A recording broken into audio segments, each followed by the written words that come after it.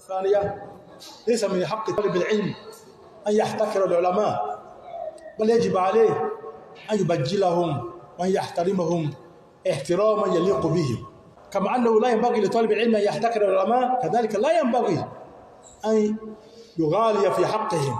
نسأل الله سبحانه وتعالى يوفقنا وإياكم وأن يجزي مشايخنا عنا كل خير. Ìgbọ́ mi lápọ̀lẹ́ ètò tó jẹ́ bí ọ̀rọ̀ kejì tààtù mẹ́nu bá ó náà ní mímọ̀ sí àpẹẹlẹ̀ àwọn àfáà, nítorí pé ẹmọ ìyá mi tàbá wo àwùjọ lásìkò yìí àwọn èèyàn yẹpẹrẹ àwọn àfáà. Ó ti ẹ̀tọ́ á burú jù lápá àfáà tẹ́pẹ́ ṣiṣẹ́ fọ́lọ́run tẹ́ ti bọ́ọ̀lì kìámọ̀ ẹlẹ́kọ́ tó á dìde ní ìsìn pé òun fẹ́ mú ọlọ́rọ̀ wá sí tí ó máa mọ̀ sọ̀rọ̀ àǹfààní tí wọ́n ṣe bẹ́ẹ̀ ti ṣe wàhálà lórí ẹ̀sìn kìí sí pé lè lọ́mọ wí fáyé àfikọ́ ọmọ yọ àléébù wọn. Àléébù ní fún ọ o, àléébù ní fún ọ o. Ó ní pé yarfa'illahu alladhina amanu minkum walladhina utul ilma darajat wallahu bima ta'maluna khabir.